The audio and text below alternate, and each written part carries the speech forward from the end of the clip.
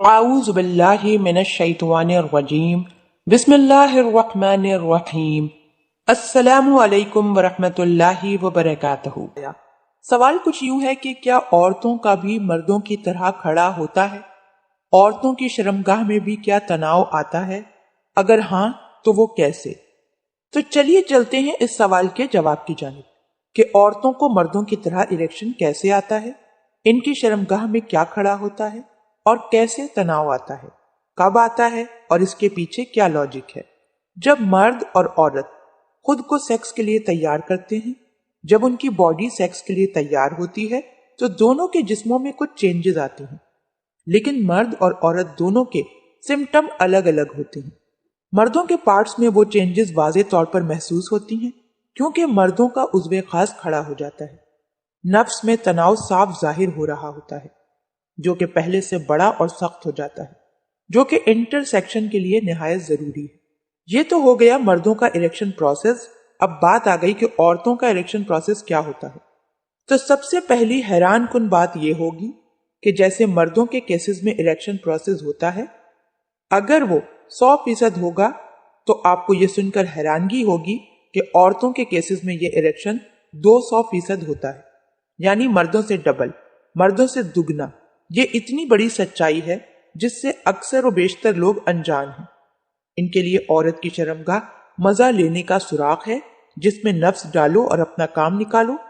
یہ ایک الگ بات ہے کہ مرد اریکشن کے بغیر سیکس پرفارم کر ہی نہیں پاتا، جبکہ عورت کا تناؤ مختلف ہونے کی وجہ سے اگر اسے اریکشن نہیں بھی ہے تو بھی مرد سیکس پرفارم کر سکتا ہے، کیونکہ بنا اریکشن کے بھی سوراخ موجود ہے اور مرد اس میں انٹرسیکشن کر سکتا ہے، جبکہ مرد کے عضو میں اگر تناؤ نہیں تو وہ بالکل بھی کچھ نہیں کر سکتا۔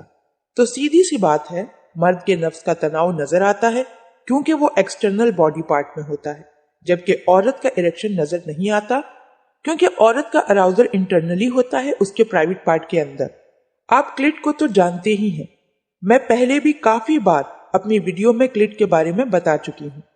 کلٹ دیکھنے میں ایک مٹر کے دانے جیسا ہوتا ہے، بالکل چھوٹا سا۔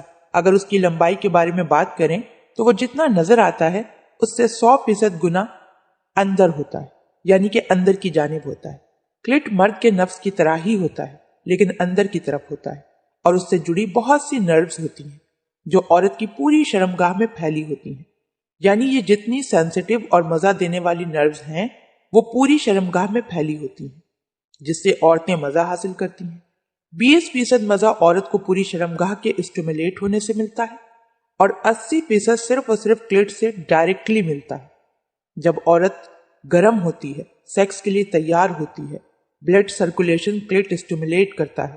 کلٹ جو کہ 3 انچ جگہ میں بالکل ڈھیلی حالت میں ہوتی ہے وہ 7 سے 8 انچ تک پھیل جاتی ہے اور یوٹرس کو دھکیل کر پیچھے لے جاتی ہے۔ اس میں زیادہ جگہ بن جاتی ہے جس سے وہ 7 سے 8 انچ تک نفس برداشت کر پاتی ہے۔ عام طور پر شرمگاہ کی رگیں اور پورا نرو سسٹم بالکل ڈھیلا ہو جاتا ہے، لیکن جب عورت گرم ہو جاتی ہے تو اس کی شرمگاہ میں بھرپور تناؤ آ جاتا ہے، جس سے نفس جب رگڑ کھاتا ہے تو عورت بے پناہ مزہ محسوس کرتی ہے۔ عورت کی شرمگاہ کا سوراخ بھی ٹائٹ ہو جاتا ہے کیونکہ جیسے جیسے مرد اسٹروک لگاتا ہے تو اس کے نفس کا اوپر والا حصہ بار بار عورت کے کلٹ سے ٹکرا رہا ہوتا ہے اور اس طرح عورت کی شرمگاہ تناؤ میں آتی جاتی ہے، اور تناؤ بے حد ہونے پر ایک وقت ایسا بھی آتا ہے جب وہ پانی چھوڑ دیتی ہے، جس کو عام زبان میں فارغ ہونا کہتے ہیں۔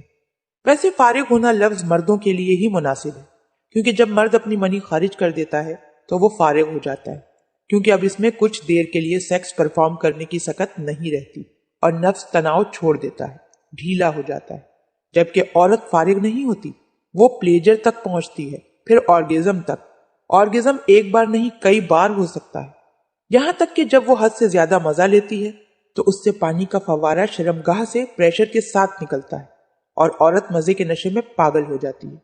یہ بات سمجھنے والی ہے کہ جب تک عورت گرم نہیں ہو جاتی اس کی شرمگاہ میں تناؤ نہیں ہوگا اور وہ بالکل مزہ نہیں لے گی، اور اس کی شرمگاہ میں جو لکوڈ ہوتا ہے جس سے نفس بآسانی سیکس پرفارم کر پاتا ہے وہ نہیں ہوگا۔ اس طرح سیکس مشکل، بدمزہ اور تکلیف دہ ہو جاتا ہے۔ عورت کی کلٹ ہی ہے جو ملکہ کا رول ادا کرتی ہے۔ عورت کو مزہ صرف اور صرف کلٹ کے پھیلائے ہوئے جال سے ہی ملتا ہے۔ جب تک کلٹ اسٹیمولیٹ نہیں ہوگی، عورت کا جسم سیکس کے لیے تیار نہیں ہوگا۔ تو میں یہ سمجھتی ہوں کہ آپ کو بات اچھی طرح سے سمجھ آ گئی ہوگی کہ عورت کی شرمگاہ میں کیا کھڑا ہوتا ہے اور کیسے کھڑا ہوتا ہے۔ بہت ہی سمپل طریقے سے میں نے آپ کو سمجھانے کی کوشش کی ہے۔ امید کرتی ہوں کہ آج کی ویڈیو آپ کو ضرور پسند آئی ہوگی۔ اللہ پاک ہم سب کو دین کی سمجھ عطا فرمائے اور اس کے مطابق زندگی بسر کرنے کی اللہ پاک آپ سب کو اپنے حفظ و امان میں رکھے، آمین۔